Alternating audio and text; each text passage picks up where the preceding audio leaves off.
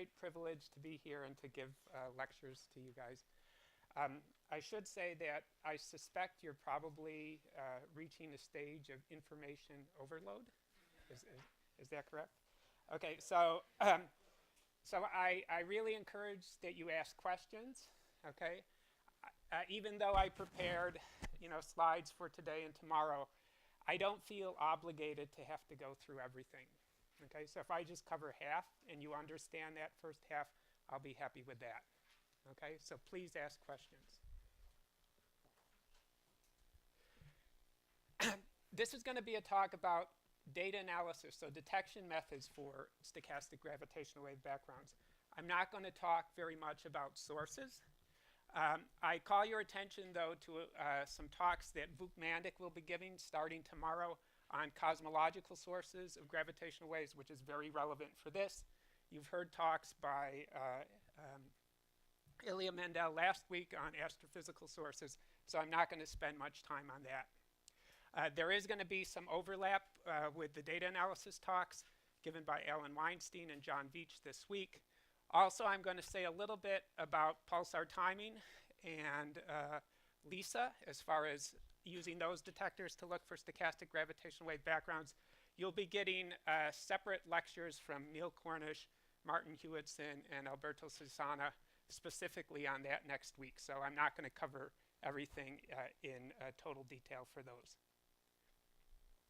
Here are some references, not a full list, of course, both to sources and detection methods. I wanted to call your attention specifically to this reference, this paper by Bruce Allen, which was written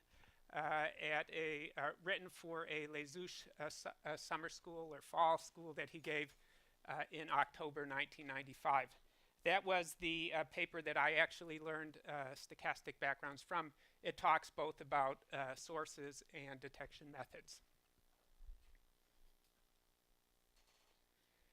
Okay, so you shouldn't feel obliged as well to try to copy everything down because I have posted my slides online.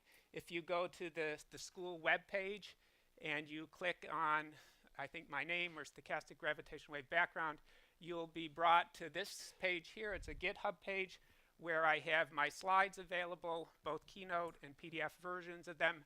Exercises, which I handed out actually some hard copies of exercises, suggested exercises for you to do. Don't feel, again, obligated to do those if you don't want to. I've posted solutions to those exercises as well online, and also some code examples, so IPython notebooks, which I use to produce some of the figures and do some of the analyses that you'll see in today's and tomorrow's lecture.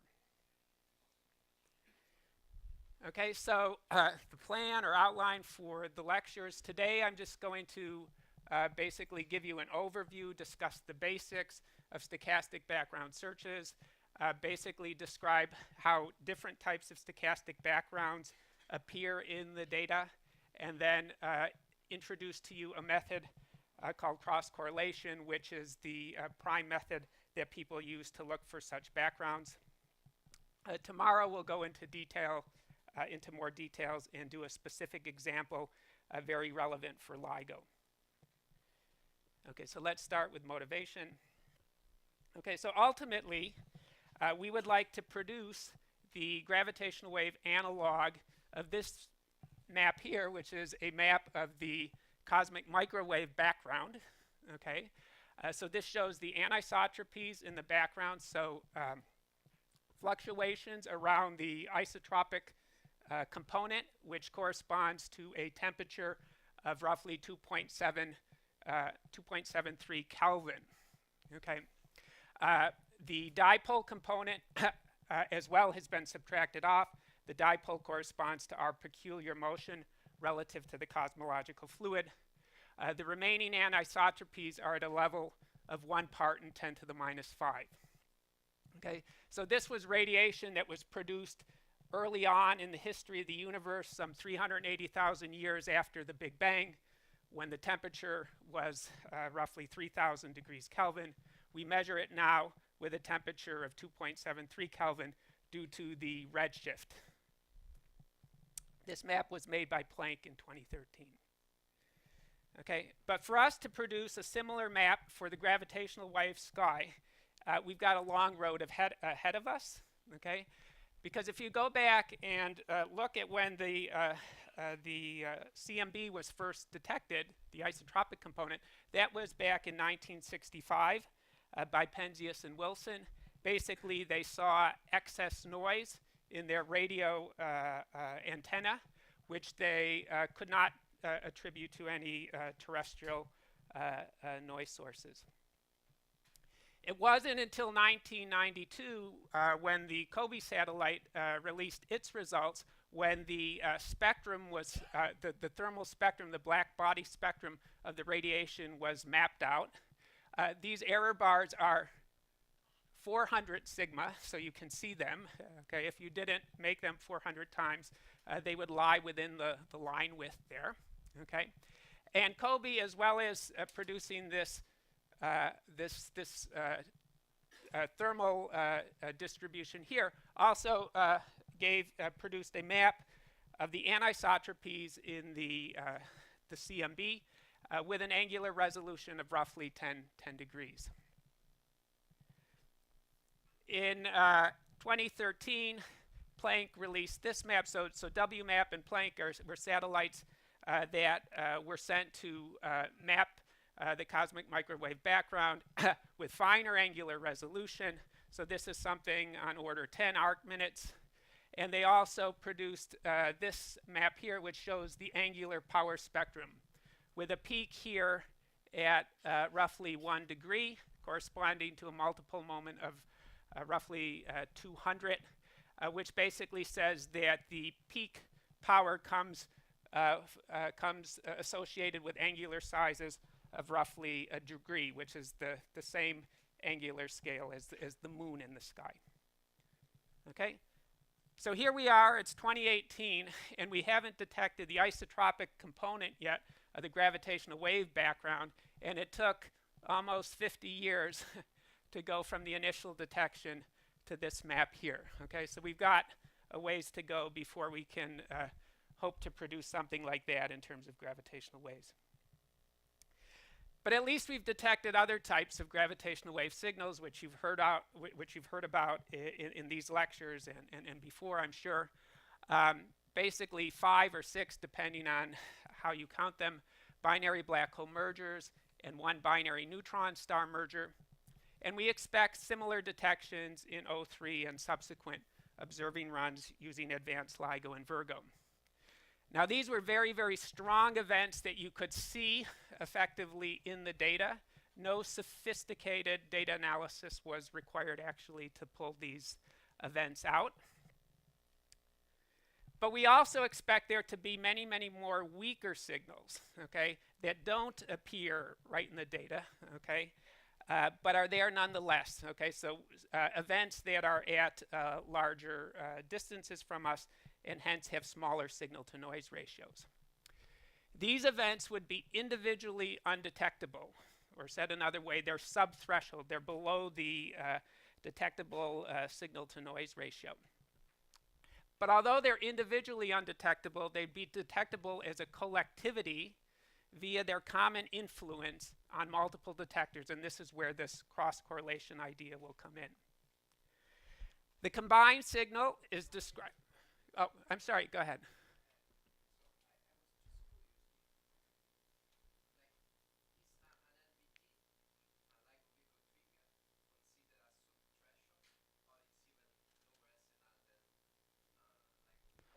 No, I would say no. LIGO, LVT, whatever the number, 15, 10, 26. That would be considered above the level here that I would consider stochastic background. That's pretty much an accepted detection. The probability is something like 90% that it's astrophysical.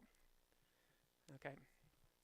So I mean, one could classify actually stochastic signals this way. You could say there's the or you know, binary black hole mergers or BNS merger signals. You've got the very strong ones that are above the SNR8 or whatever threshold is used by the CBC group, okay, to classify a signal as a candidate detection. Then you've got this intermediate range that might correspond to SNR roughly 1 to 8, and then you've got signals that have SNR less than 1, which would constitute the quote-unquote real stochastic background.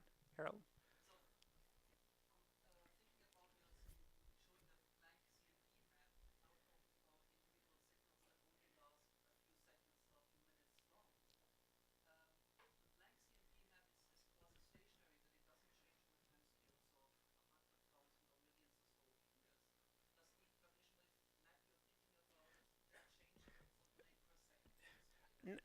No. So this is going to be a map. So at each frequency, so you imagine taking the data and doing, say, a Fourier transform on that, and we basically make maps of the power at a particular frequency or for the LIGO band.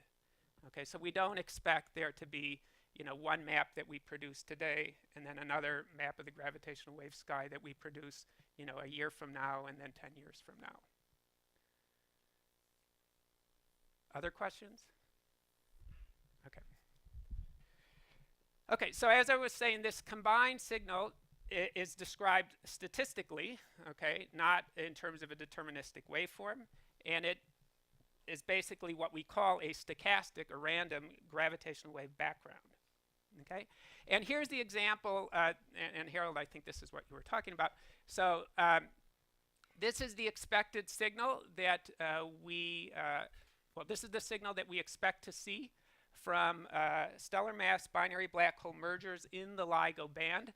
They're shown here in green. So it's a very non-stationary signal because these events are widely separated in time compared to their duration, which is of order a second. Also shown here is the signal from binary neutron star mergers, which actually corresponds to a confusion limited background in the sense that you have many signals overlapping. So the duration of those signals are large compared to the average separation in the signals that we receive at the detector.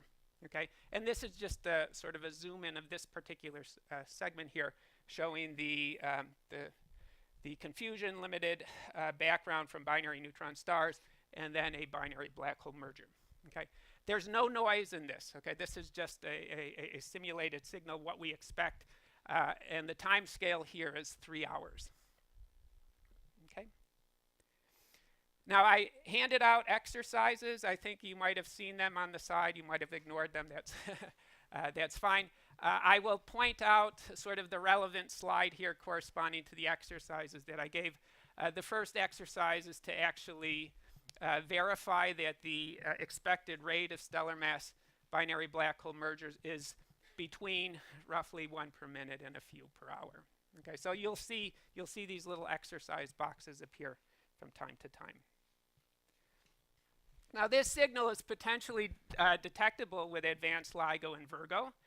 I will explain what these quantities mean here a little bit later, but for now you can just think of this as being strength of the gravitational wave background as a function of frequency, and these U-shaped curves as being representative of how sensitive the LIGO and Virgo detectors are.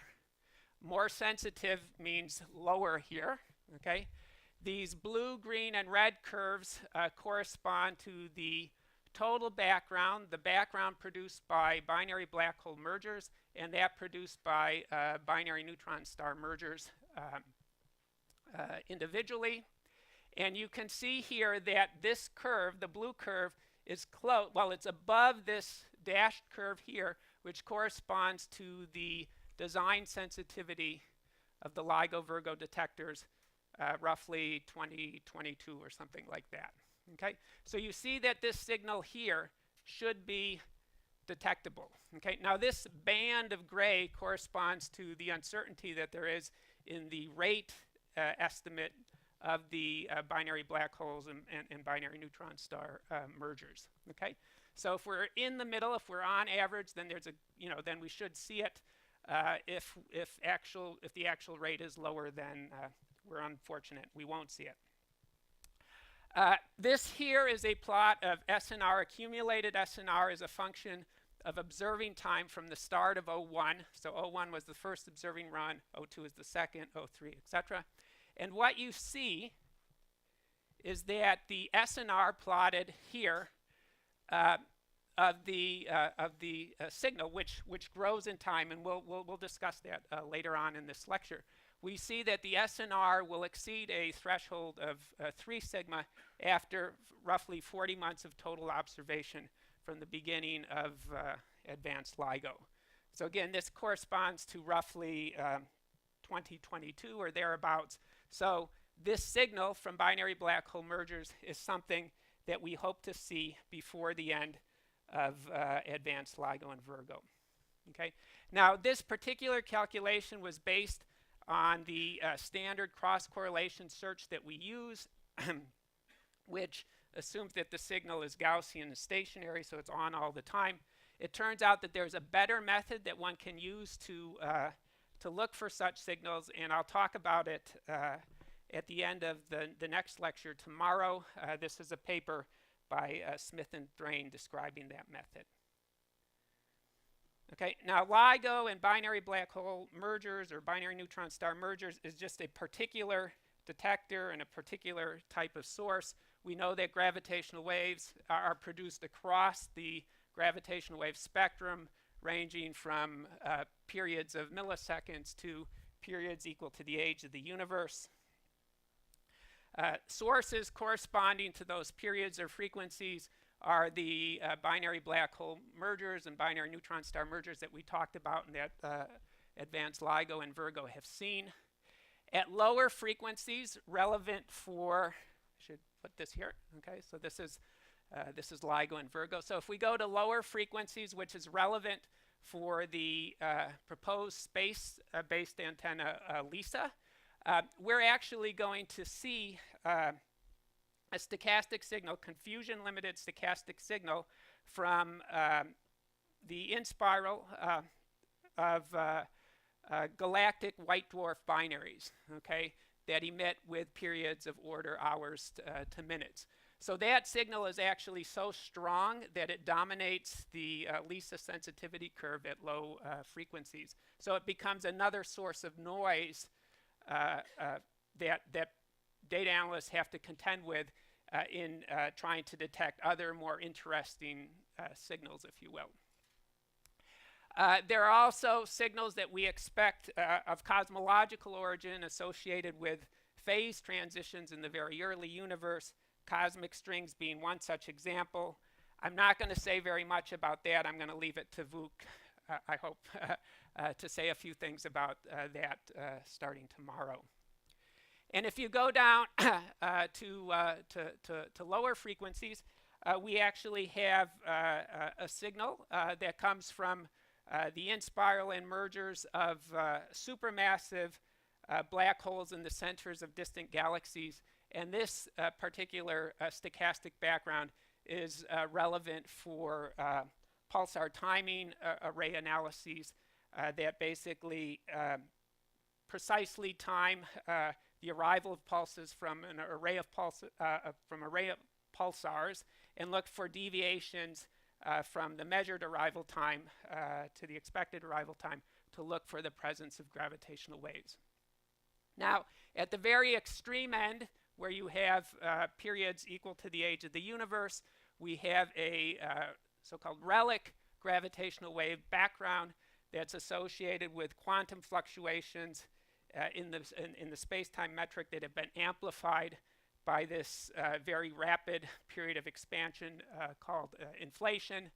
These types of gravitational waves are probably best searched for using cosmic microwave background polarization measurements, which I'm not going to explain in detail, but Planck and the BICEP project are two experiments that are being used to look for these relic gravitational waves from their signature, their polarization signature in the cosmic microwave background.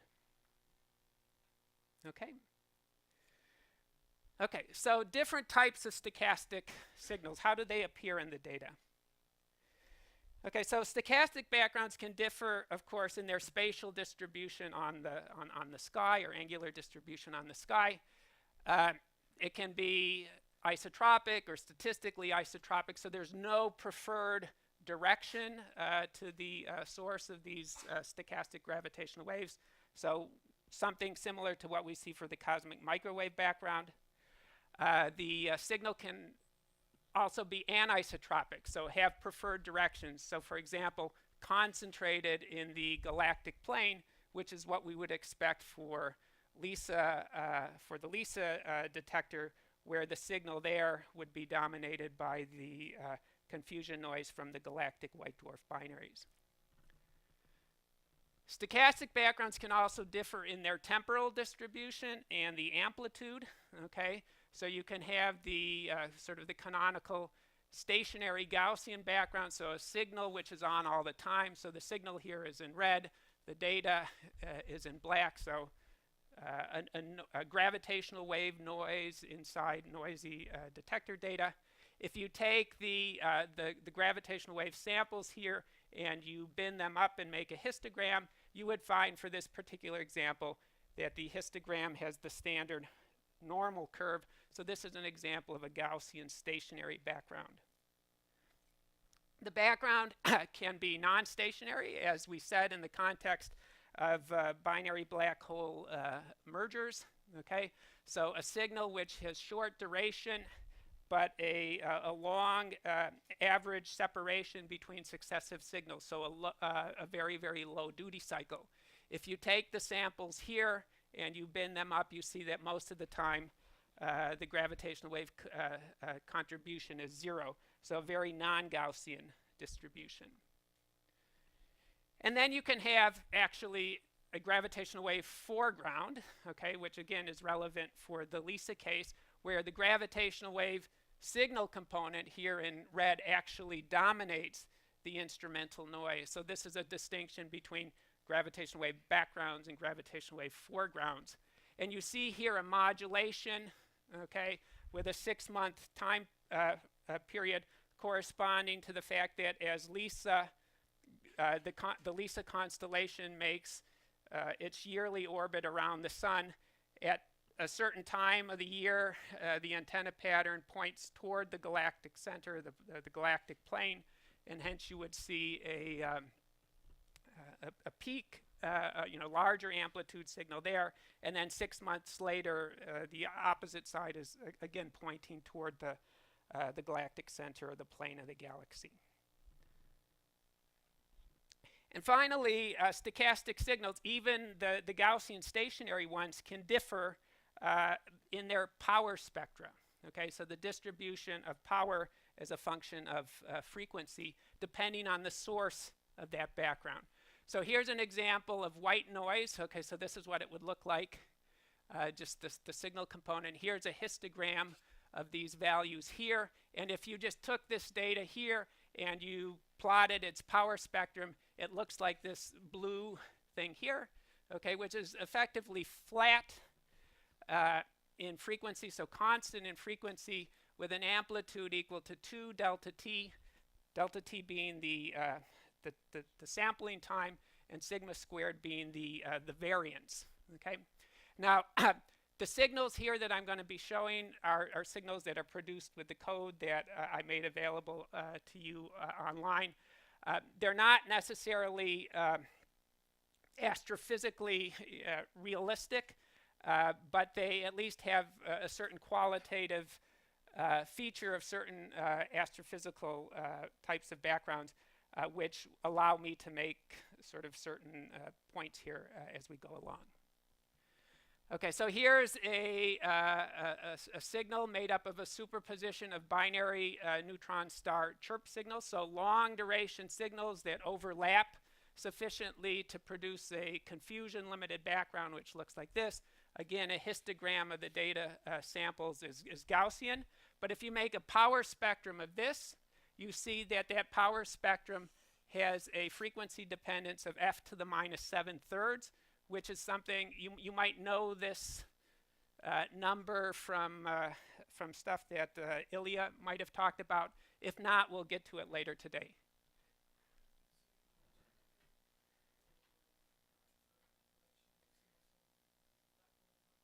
Yes, that's right.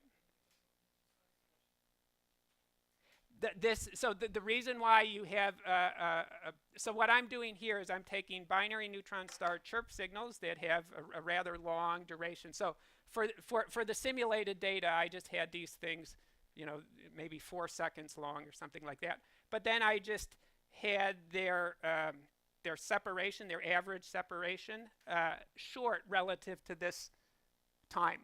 Okay, and then when you add up the contributions from all of the binary neutron star chirp signals that I included, you get something that looks like this, which has a Gaussian distribution.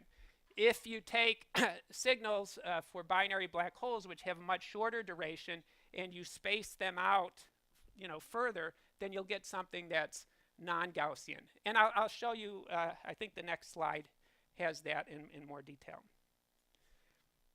And here's another example of a confusion limited background, which I produced just using damp sinusoids, which for me will represent the signal from, this should just be black hole ring down signal here. This signal, if you histogram the data samples, again gives you a Gaussian distribution, but a power spectrum of this signal has a peak here, which I chose to be 440 hertz. Okay, so you see that there's a difference, even though the signal is Gaussian in all of these cases, they look roughly the same. The power spectrum is noticeably different.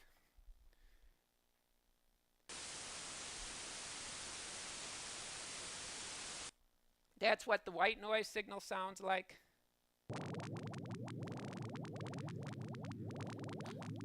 That's what the binary neutron star confusion noise sounds like.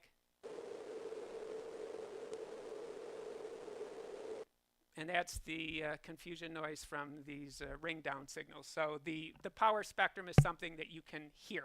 Okay, you can tell the difference with your ears. Okay, now getting back to your question about binary neutron star versus binary black holes.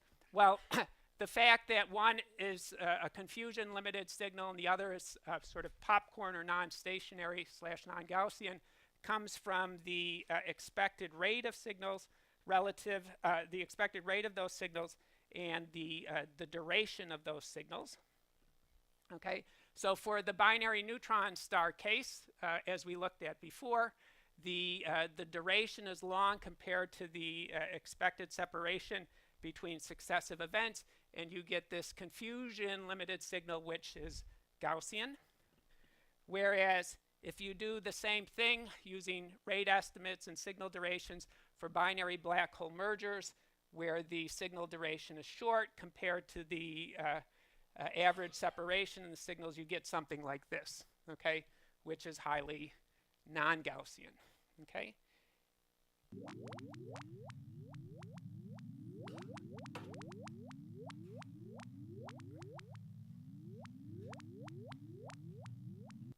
Okay, that's for the binary confusion noise. Okay, there I didn't overlap as many as I did for the previous one, and now if you want to listen to the popcorn one, let's see.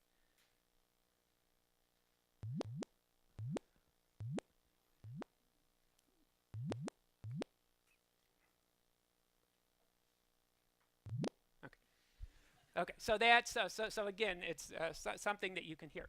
Now, the simulated signal here, I took something corresponding to 10 solar masses relative to 1.4 solar masses. So if you look at the vertical scale here, you see that the amplitude of this signal is about an order of magnitude smaller than the amplitude of the binary black hole signal. Okay, and if you combine the two, the simulated signals that I just showed you, it would look like this, which should be very reminiscent of the figure that I showed you from the LIGO stochastic paper, which corresponds to more realistic simulations of binary neutron star and binary black hole mergers. Okay, any questions so far? So that's sort of a heuristic overview. Yes.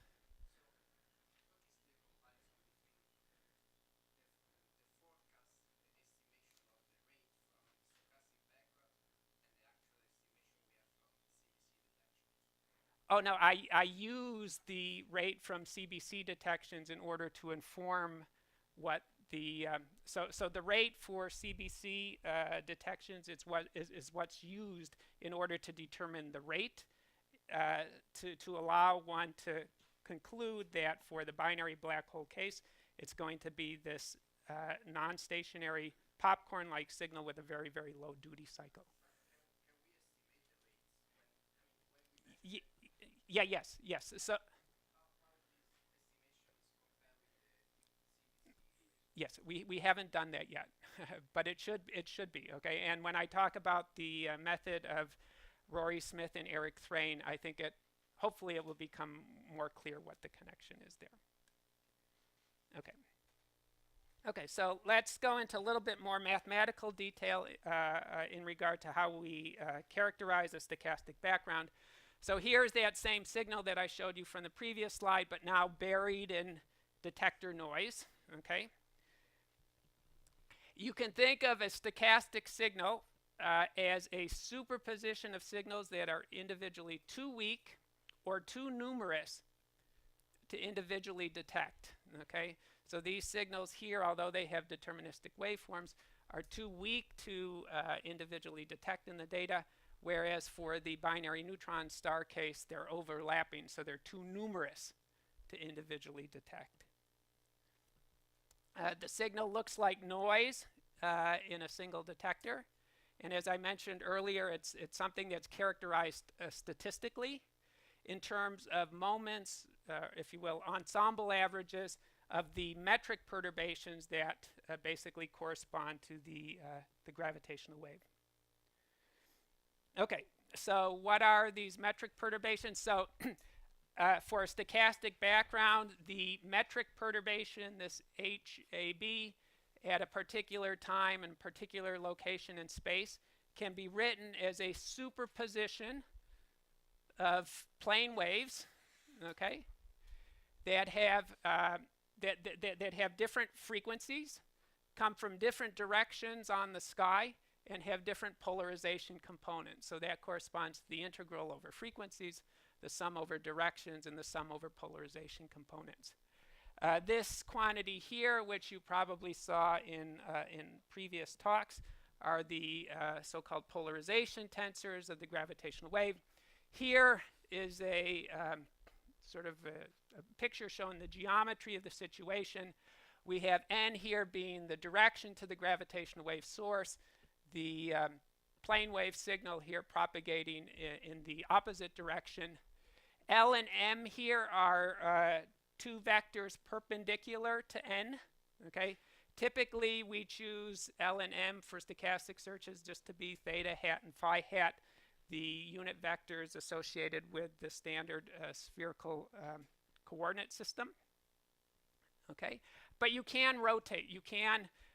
There's nothing special about that. You can rotate L and m to other vectors, which I denote here by p and q, and that rotation is denoted here by psi, which can be thought of as the polarization angle. Okay, so you've got these two polarization tensors, E plus and E cross.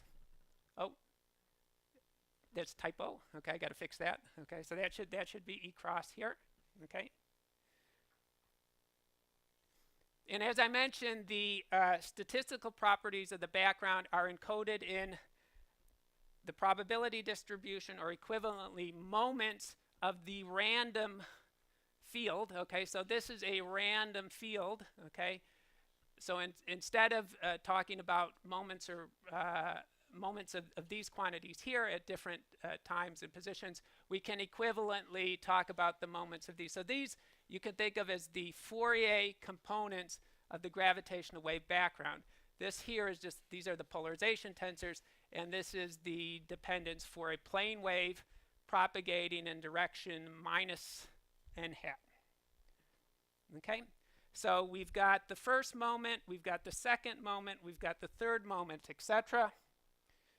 So without loss of generality, we can take that first moment to be 0, so a zero mean distribution. Oops, sorry, went too fast here. Okay, this is the quadratic expectation values here, and if your signal is Gaussian, then all higher order moments, so the third moment, the fourth moment, etc., can be written in terms of appropriate combinations of second order moments. Okay, so basically for a Gaussian distributed stochastic background, these are the only moments or expectation values that we need to worry about. Yes?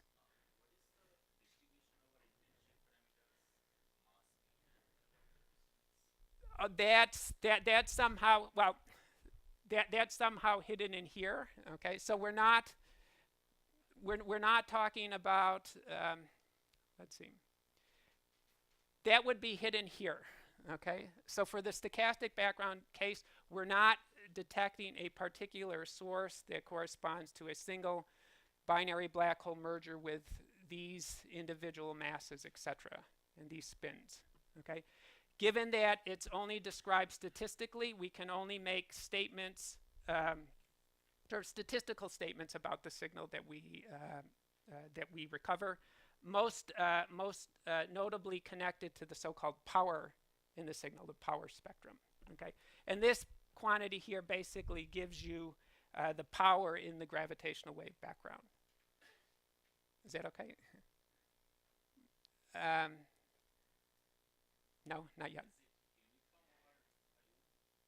Is is this well, okay, so let me come back to that in just a second. I think I'll write down something which might be of help to you in just a bit.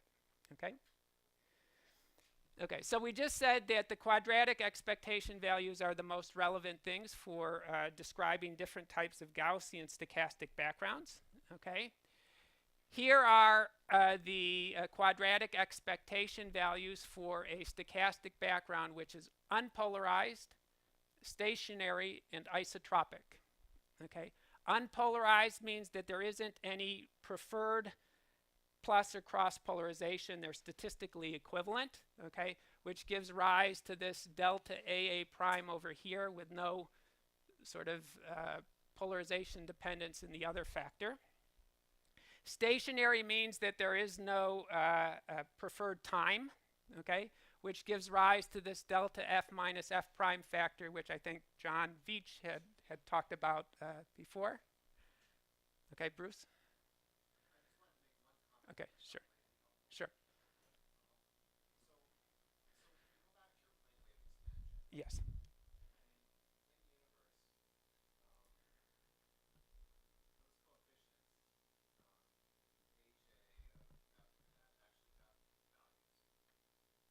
Mhm. Mhm.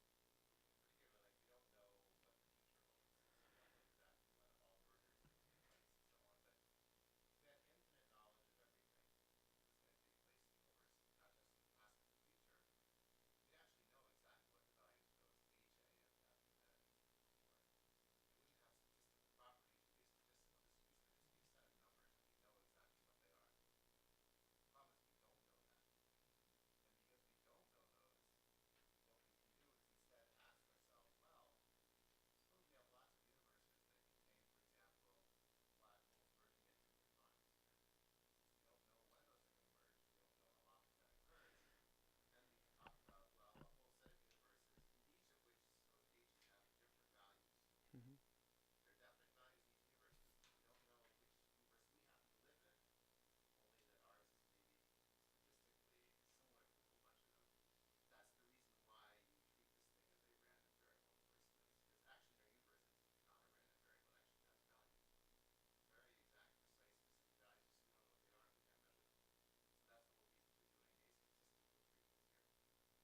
Okay, thanks. Okay, no, no, thanks, Bruce. Yes.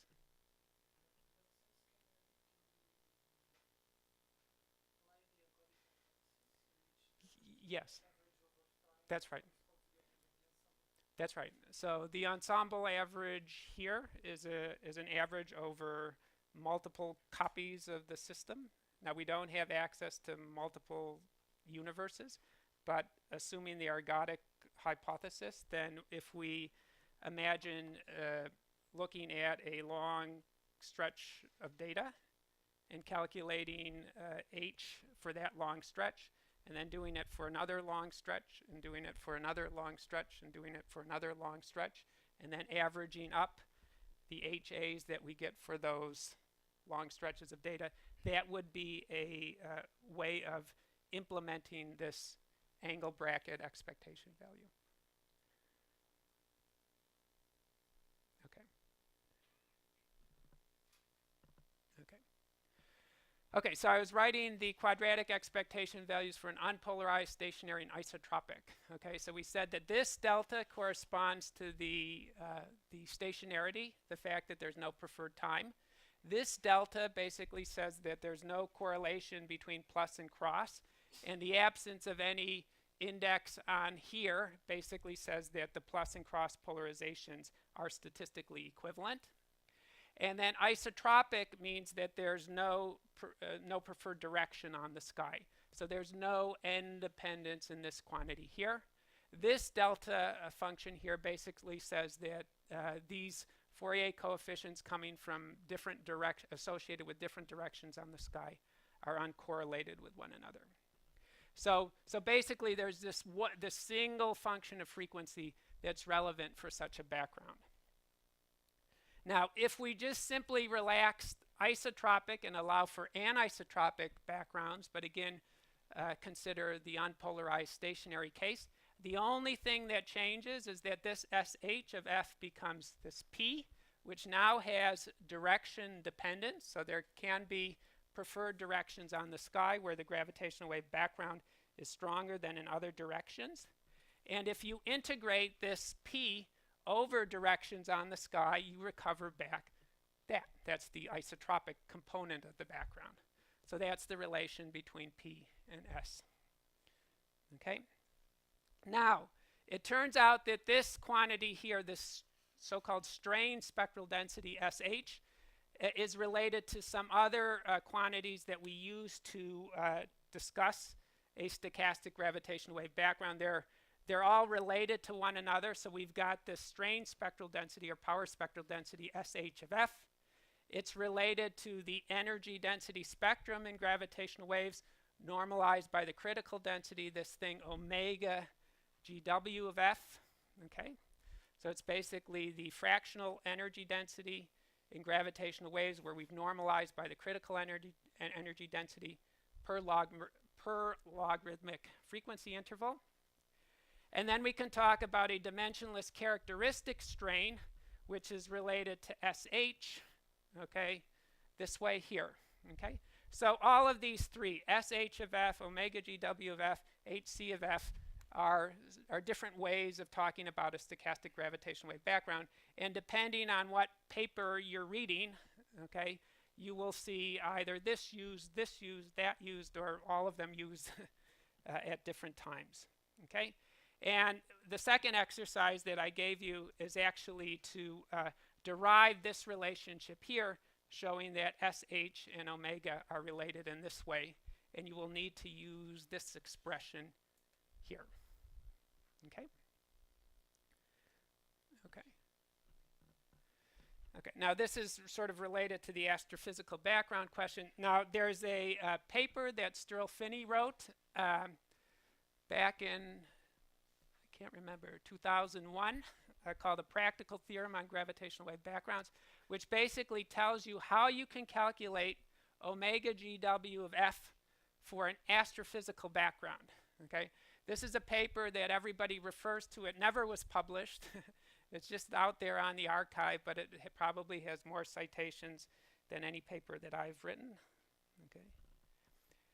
Recall the definition of omega GW. It's just 1 over the critical density times the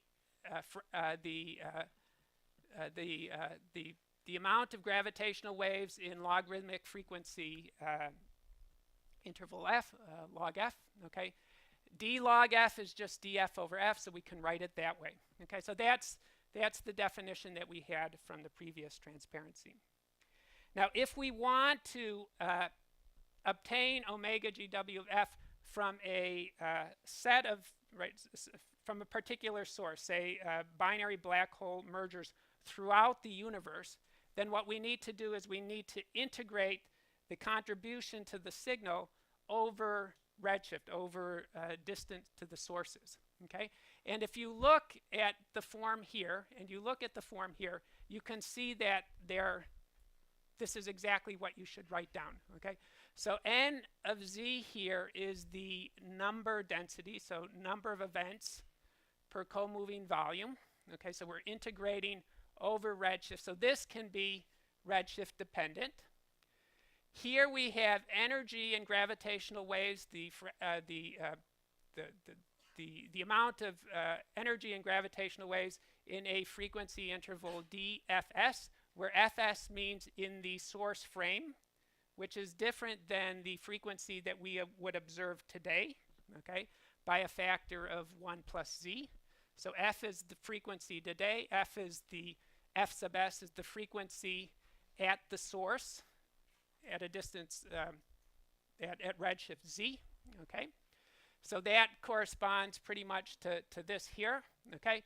This is energy, where this is energy density, so the density part comes from the number density here. And this factor of 1 plus z is basically the redshift that's associated with taking the energy in the source frame to the energy today, okay. So the 1 plus z here corresponds to E GW in the source frame, taking that forward. This sort of 1 plus z takes us from the frequency we observe today to the frequency at the source. So this is it. This is the formula that allows you to calculate omega GW of f for a collection of sources for which you know this quantity here. Okay? Yes. Yes.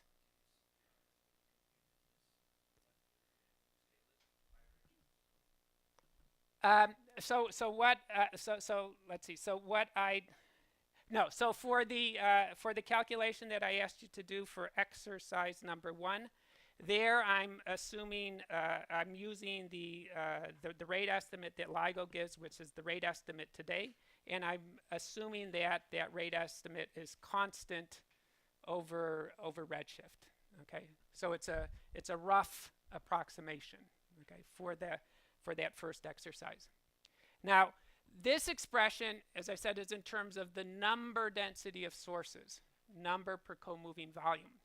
If you wanted to do it in terms of the rate density, which is number per co-moving volume per time interval, you know, relative in the source frame here, okay, then you need to relate the rate to the number density this way, okay? So number density times dz is the same as the rate density dt, okay? So in order to substitute for nz, we need to calculate dt dz, which, if you know some cosmology for Friedmann, Robertson, Walker space-times, you can show this, okay? So that dt dz is given by this expression here, where ez is given by this for our standard cosmology, which has a matter piece and a sort of a cosmological constant piece, okay? So if you go now and you make this substitution into here, you will get this formula for omega GW, which is a formula that you'll see in a lot of recent LIGO papers, okay? And I ask you to do, as an exercise, the calculation to show this. So this is basically something that you can get from the Friedmann equation, which you can look up or remember if you've had a course in cosmology already. Once you have this equation here and this relationship between n and r, it's a simple matter to go from here to here. Okay, so this, as I said, is a formula that you'll see in a lot of LIGO papers on stochastic backgrounds. Okay, so here's a sort of a simple example of using that formula. Okay, oh, maybe I should just go back sort of just quickly. Note that there's a factor of f out here, okay, which we'll need for the next slide. So let's consider circular binaries. Okay, so two masses m1 and m2 in in circular orbits around their center of mass. Okay, the orbital energy associated with that circular orbit is given by this expression here, just using Newtonian physics or Newtonian gravity. We can do the calculation to calculate omega GW for this case here. All we need is this expression here for the orbital energy and Kepler's laws, okay, which allow us to cast r in terms of omega and r dot eventually in terms of omega and omega dot. So we can eliminate any dependence on the relative separation of the two masses in terms of the frequency of the orbital motion. Okay? So all we need to know, we don't even need to know the quadrupole formula or anything like that. All we need to know to do this calculation is that the energy lost in gravitational waves from this circular binary comes from the orbital energy in the system. Okay, so we have this relationship here. We can then go and do this. We can evaluate the derivative here. So I just take E orb and do the derivative with respect to t. The thing that changes with t is r, so you get an r dot and a 1 over r squared there. Okay. And then using Kepler's, these consequences of Kepler's laws here, you can write dE GW dt in terms of this quantity called the chirp mass, which I think you've seen in previous lectures, and these two terms involving the orbital frequency of the binary. Okay.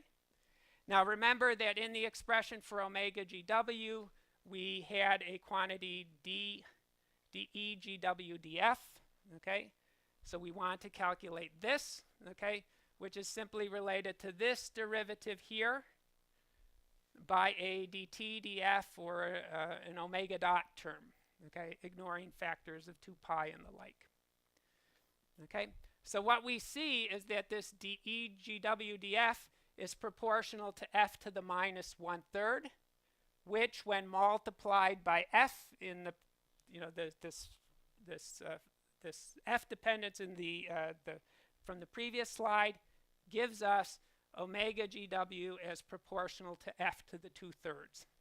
Okay, so if you have a stochastic background associated with circular binaries, you find that omega GW should depend on frequency in this particular way. It should go like f to the 2/3.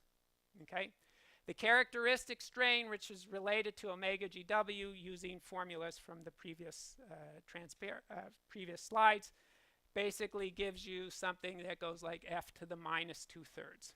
Okay, yes, Cliff.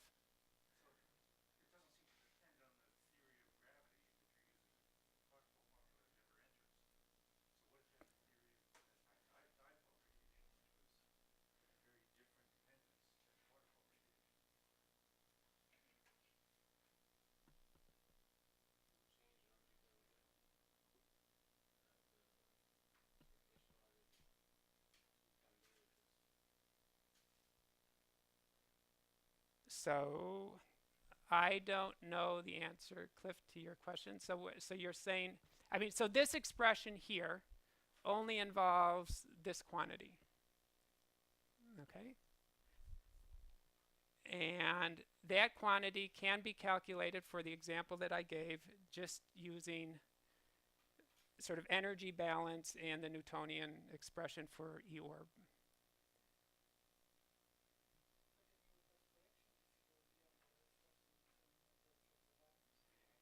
Yeah, but if we're just talking about the in-spiral part,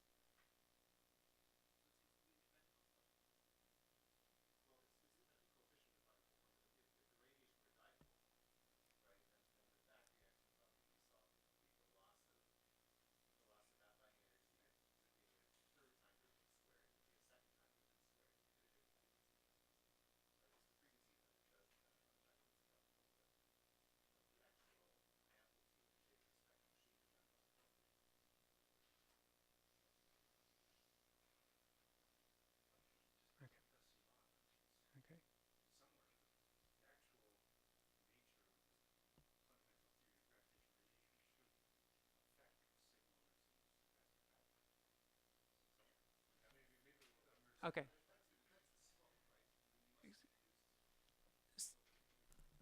Okay, so here, so I'm ignoring factors of 2 and things like that.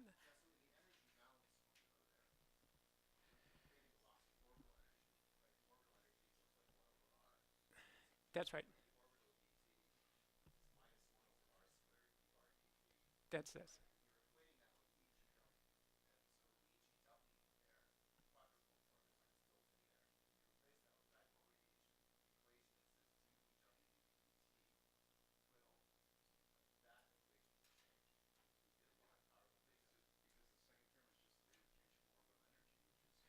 Yeah, I'm not using the quadruple formula to evaluate this. I'm just evaluating the right-hand side.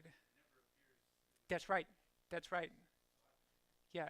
I mean, Sturlfinney makes that point in the paper. I mean, we can look at it afterward if that's okay.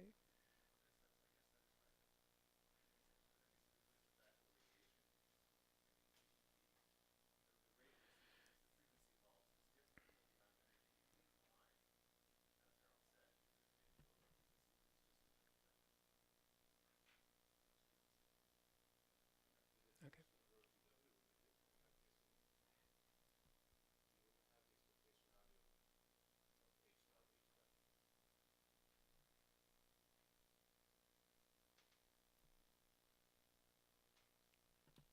Let's take it up afterward. Okay. Okay. No, thanks for the questions. Okay. So as I was saying, for circular binaries, we expect the frequency dependence to go like f to the 2/3 for omega. For the characteristic strain, f to the minus 2/3. And if you look at papers, say from LIGO, the GW 1708 17 stochastic implications paper, which I showed a plot earlier, you see this f to the 2/3 dependence for omega GW. From a recent pulsar timing paper where they analyze some 11-year data. Here they consider the characteristic strain HC as a function of frequency, and you see here this f to the minus 2/3 dependence. Okay, so I just wanted to show that. This here, the fact that you get this this bending over at higher frequencies, it corresponds to the systems getting closer to merging. Okay, so let's talk about correlation methods. Okay, so first, this distinction between single and multiple detectors. Now, the cosmic microwave background radiation, as I mentioned earlier, was actually detected in a single detector, a single radio antenna. Basically, Penzias and Wilson saw excess noise that they couldn't attribute to any known terrestrial source. Okay, and it was subsequently realized that that excess noise was the noise coming from the surface of last scattering, this black body radiation associated with the state of the universe some 400,000 years after the Big Bang. Ground-based detectors aren't sensitive enough for us to, or we don't know the noise well enough to say that there's excess noise that we can't attribute to something else. Okay, so we can't do that. We're not at that stage yet with ground-based detectors, but it turns out to be different for LISA. As I mentioned, one can see the stochastic background associated with galactic white dwarf binaries actually standing out above the instrumental noise for LISA.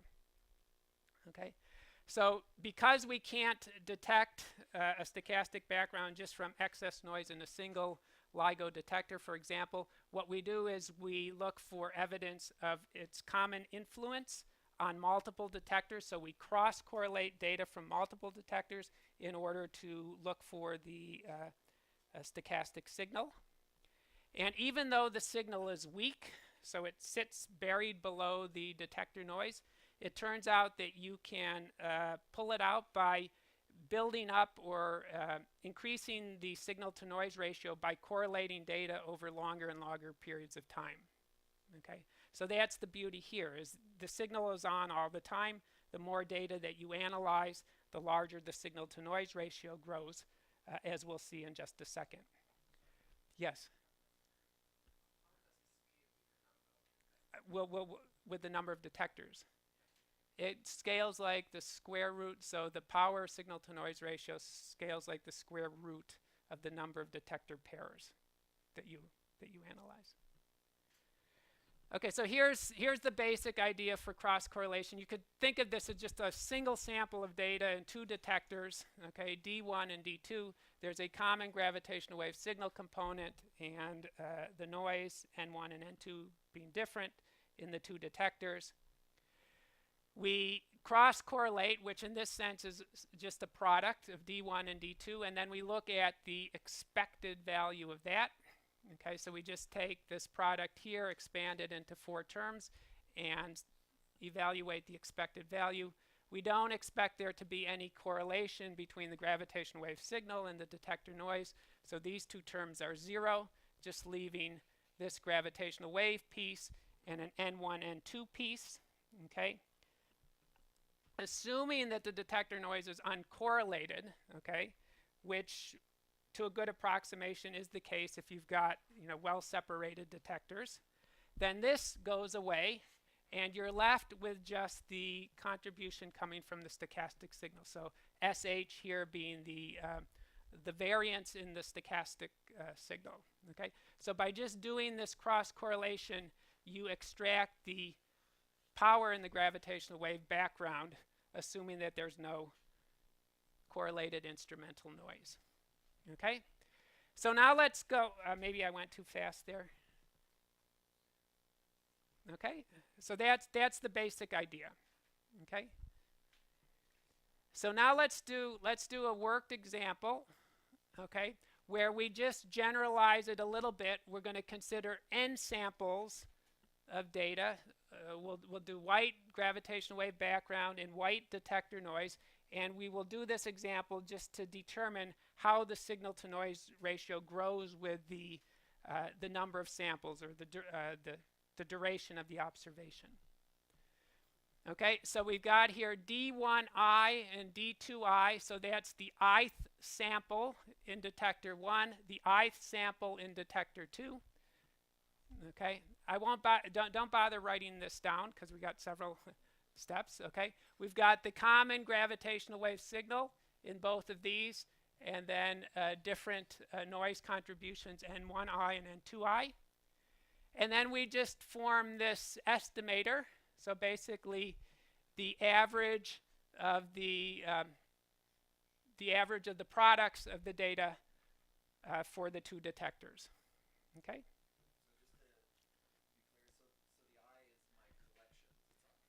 Yeah. So we've got capital N samples. So just think of I as labeling time. Okay. So we've got n samples of data in detector 1, n samples of data in detector 2. There's a common, the gravitational wave contribution at each sample is the same, whereas the noise is different.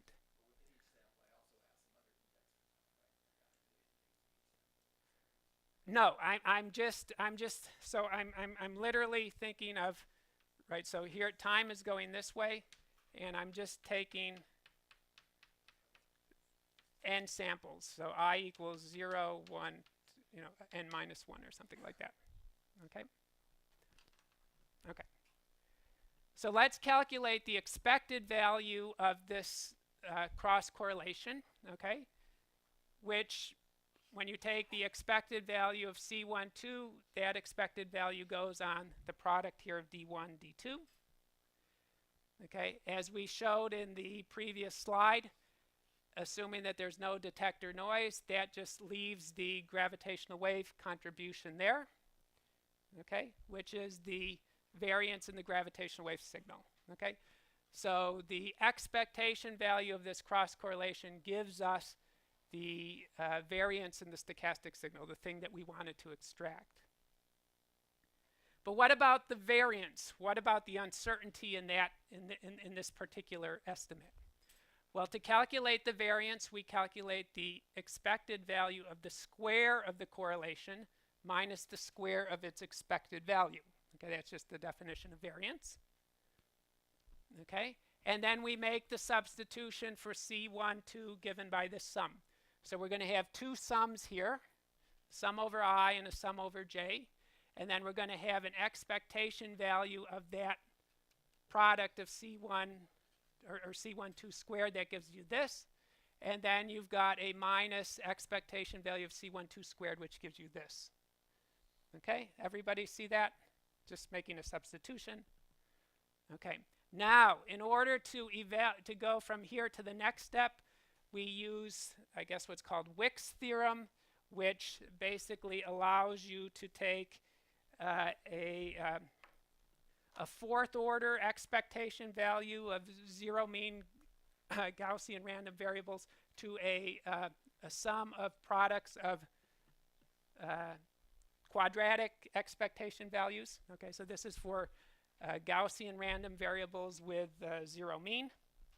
So we use that in order to split this up or write this as a sum of three terms. One of those terms will cancel that. Okay, and then you're just left with this. Okay, so this is just a simple application there. Okay, and then we note that just this this d1i, d2j, that's like a cross correlation, but the time indices are not the same. If we assume that the data are white, which means different samples are not correlated with one another, that brings us this delta ij. Okay, so the fact that this here is equal to sh delta ij, the delta ij comes from our assumption that the gravitational wave background is white. So different samples are not correlated with one another. Okay, so that is the same for this here. For d1i, d1j, we basically get something similar, where S1 and S2 are the variances in the two detector outputs, okay, which involve a contribution from the noise and a contribution from the signal as well. Okay, question? The time delay. Okay, so no, so we're assuming here. Okay, so we'll come back to that in just a second. So we're assuming here that the detectors are effectively sitting on top of one another, so that this h and this h are identical. It's not that you have to worry about any time delay between the data or the signal observed at one detector and the signal observed at another. That's also we will get to those a little bit today, more tomorrow. Okay. The antenna response. Okay, the fact that different detectors can respond differently, given that one detector might be oriented this way and another detector might be oriented in another direction, right? And the response is not, it's not an isotropic response as well. So I'm ignoring all that now. I'm just trying to give you the idea a little bit more complicated than what I showed on the previous slide, but now allowing for multiple samples. Okay, so we get this here. The delta, one of these Kronecker deltas gets rid of one of the sums. Okay, the other Kronecker delta evaluates to 1, and what you get is this. Okay, this does not have any, these do not have any indices on them. Okay, so basically this 1 over n squared becomes 1 over n times s1 s2 plus sh squared, which, if the stochastic signal is weak compared to the noise, right? So if sh is smaller than sn1 and sn2, then I can ignore that sh squared term there. Okay, so we've calculated the expected value and the variance of this particular statistic here. Okay, so if we calculate the signal to noise ratio, which is just defined as the expected value divided by the standard deviation, or the square root of the variance, we make, we get sh here, and then we get the square root of this, okay, which we can write this way here. We bring the square root of n up into the numerator, and then we define Sn to be the square root of Sn1, Sn2. Okay, So basically, we've shown here that the signal-to-noise ratio of this cross-correlation statistic grows like the square root of n being the number of samples that you're taking, or the number of segments that you're analyzing. So this you can think of as a proxy for the observation time. The longer your observation, the greater your signal-to-noise ratio. Okay? Okay. Now, we can do things more generally, okay, where we allow for time lags and things like that. We'll go into this in more detail tomorrow. So when we form our cross-correlation estimator, rather than just summing or integrating the product at the same time t and t, we do things for different times, t and t prime. And we introduce this factor here, q, which is called a filter function, which in general would depend on t and t prime. But if we're assuming that the background is stationary, it only depends on the difference. There isn't a single preferred time. Okay. If you take this expression here, which is written in the time domain, you can do a Fourier transform to get an expression in terms of the Fourier transform data. So this is a frequency domain expression of this. This funny looking thing, delta sub t, is a sort of a finite time representation of a Dirac delta function. So you know a Dirac delta function is peaked at 0 with infinite height. This finite time Dirac delta function doesn't go to infinity when the argument is 0, but goes to t. So it's basically just t times a sinc function. Okay? So this is expression for the more general cross correlation in terms of a filter function q. And then what we do is we say, well, let's choose our q, okay, which initially here is sort of free, so as to maximize the signal-to-noise ratio of this statistic. Okay, so we're doing what's called optimal filtering. It's like matched filtering, which I think Alan Weinstein told you about. Okay, but we're not matching to a deterministic signal. We're effectively matching to the expected power. Okay, so this is what you get if you do this particular calculation. Now I need to explain what these quantities are here on the right hand side. This gamma 1, 2 is what's called the overlap function. It's effectively a correlation coefficient between the two detectors. Okay, so if you take the output from detector 1, sort of the Fourier, so h here represents the gravitational wave signal. The tilde here means its representation in the Fourier domain. Okay, if you take the expected value of this particular product, again you get something with a delta f minus f prime because we're assuming the signal is stationary. But now we've got this factor here, which basically reduces the power in the signal from what it would be otherwise. Okay, so this gamma is sometimes called an overlap reduction function because it encodes the reduction in sensitivity that comes from having two detectors that are physically separated from one another and potentially misaligned. Okay, so this factor, which we'll go into much more detail next time, is basically basically encodes the the separation and misalignment of two detectors. So that's this quantity here. The h is just the expected signal spectrum. Okay, and the p's there are just the power spectra in the detector output. And what this filter function is doing is it's basically saying, it's basically weighting, sort of preferring frequencies that agree with the expected signal spectrum, but de-weights frequencies that correspond to large detector noise. Okay, so it's very similar to what you may have seen for match filtering, where you have the template here and one of the noise power spectra in the denominator. Okay. And that's your exercise. So you have to go through the exercise of actually verifying that if you maximize the signal to noise ratio of this, you find that there. Okay, some simple examples. Are people still up to doing this? Okay, this should take a few minutes to finish. Okay, so the code that I use to simulate the data and to do these analyses are on the GitHub repository, which you can play around with if you want. So here's the case where you've got data in 2 detectors, some simulated data in 2 detectors. It's white noise, so a white gravitational wave background and white detector noise.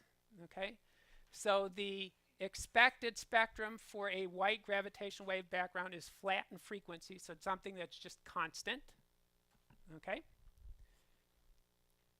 Okay. And if we do the analysis, if we calculate the, we estimate the strength of the background doing this optimal filtering, which I described on the previous slide, and we calculate the signal to noise ratio for this set of data, what we find is that the expected and estimated values of the gravitational wave power agree to roughly 3.5%. So it's within a 1 sigma error. Okay? And the optimally filtered cross correlation signal to noise ratio using the optimal filter, again from the previous slide, is something like 2.9. Okay? So it's a detectable signal in the data. If instead of a white gravitational wave background, I put in the confusion limited gravitational wave background from overlapping binary neutron star signals, so something that looks like this, then what I do is I take my optimal filter not to be flat, which is what I would use for a white gravitational wave background, but I choose my optimal filter to match what I'm looking for. So so if I know that if I want to look for this type of signal from binary neutron stars, I should have a spectral shape that goes like f to the -7/3. Okay. Now, if I do the same calculation for this particular example, I find that the expected and estimated values of the power and the gravitational wave background agree to about 2.7%. Again within 1 sigma, but now the optimally filtered cross correlation signal to noise ratio is 12 instead of 3. Okay, does anybody have an idea why the optimal signal to noise ratio would be much greater than for the previous case, even though if you look at the amplitude here, this amplitude is much greater, or it's about twice that. Different color. Okay, so it's the fact that the noise is white, the background has a different spectral shape. So not only is the signal correlated while the noise is not, the signal has a different spectral shape than the noise, and hence it's easier to pull out. Very good. Okay. But now as the last example, suppose we have both. Suppose we have a white background, the one in red, and the confusion noise background from binary neutron stars in green. Okay, so we have 2 components of a gravitational wave background in the data. Okay, now how do we pull that out? Well, we can just do optimal filtering for each component separately. So we say, well, let's take our first optimal filter to be appropriate for a flat power spectrum, and we do the analysis. And if we do that, we find that well, if we do that first for H1 and then we do that for H2, and we do those 2 separately, we would find that the white gravitational wave background is overestimated by 48% and is outside 1 sigma, whereas for the binary neutron star case, it again is overestimated, but in this case it's within 1 sigma. So you've overestimated the background when you just assume or optimally filter for a single component. And that should make sense sort of physically or intuitively because there's a correlated background coming from that other component which you didn't consider if you analyze these separately like that. So separate analyses actually overestimate the strength of each gravitational wave background component, and then underestimate the error bars. Okay, so this is not the correct way to actually extract that. Okay, there's a method that you can use to actually analyze the two component background in a joint way, okay, which properly takes into account the covariance between the different spectral shapes. Okay, so you need to take into account the covariance between the two spectral shapes, and if you do that, now you find that the recovery of the power in the white gravitational wave background agrees to 7.3%.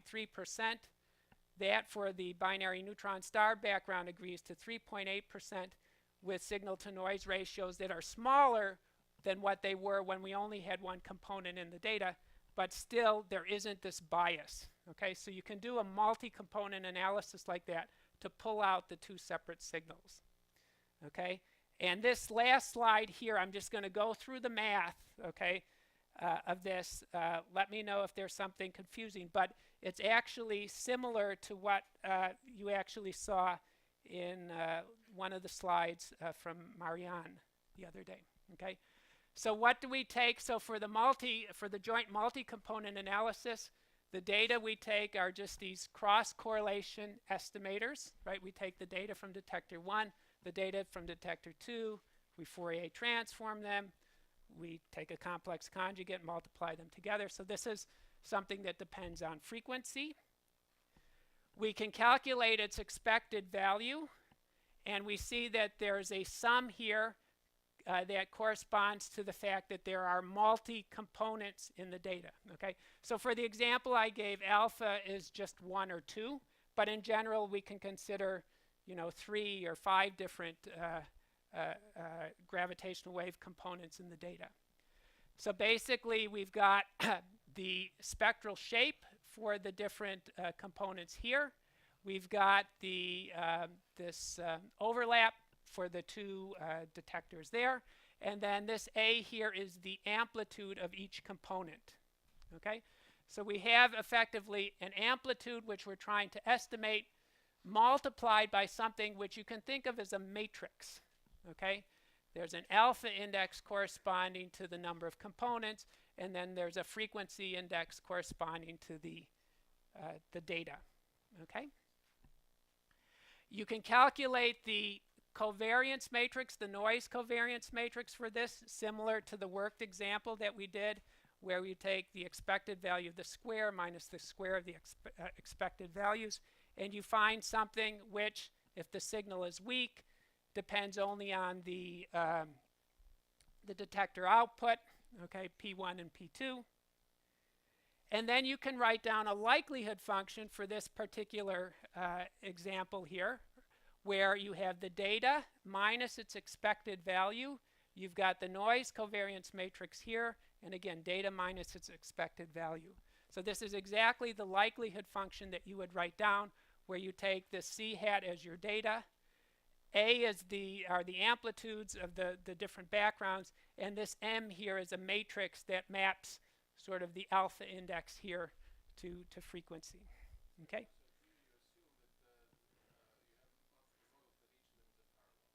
No, it can be anything. No, alpha is just an index for the particular component. It is not a power law index. It runs over models, right? So you can have 5 components. You don't need these to be power law frequency dependence. Okay, the frequency dependence is encoded in here. Okay. So now you can calculate the maximum likelihood estimators for A, okay, which I asked you to do as an exercise, but it's similar to the calculation that Marianne showed a couple days ago. And basically you get the maximum likelihood estimators for A can be written in terms of the inverse of this thing called a Fisher matrix, which is constructed from M and from the noise covariance matrix. Okay? And if you write explicitly what F is, this Fisher matrix, you get this integral here, okay, which involves H alpha H beta, and then some noise power spectral density terms down here. So this is really just a noise-weighted inner product of the spectral shape. So it's basically a matrix that tells you what sort of covariance there is between the two, between the spectral shapes of the components that you're trying to separate. So provided those spectral shapes don't agree too much, don't have a large overlap, then it turns out that one can do the matrix inversion rather simply, and then you can extract these components as I did in the example before. Okay, so this is a way of extracting multiple components of a gravitational wave background in the data, doing it in a joint fashion, not doing it separately. Yes?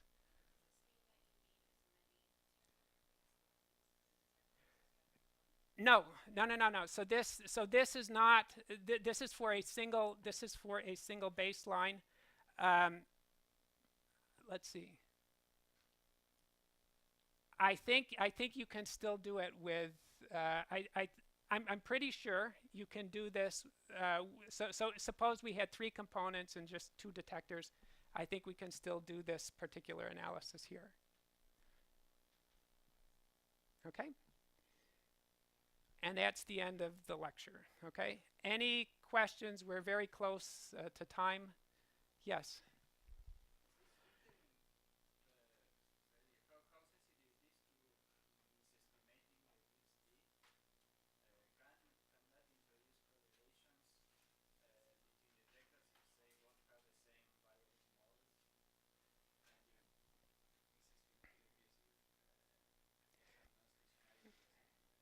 Yeah, so the optimal filter depends inversely on the estimates of the power spectra.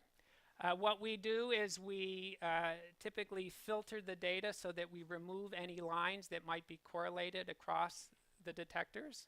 Okay. The other thing is that when we estimate the power spectra, we actually do it using segments that are not the same as the segment that we're particularly analyzing. So if we're analyzing this segment here, we're actually estimating the power spectrum to be used for this analysis segment from neighboring segments over here, so as not to bias sort of the result.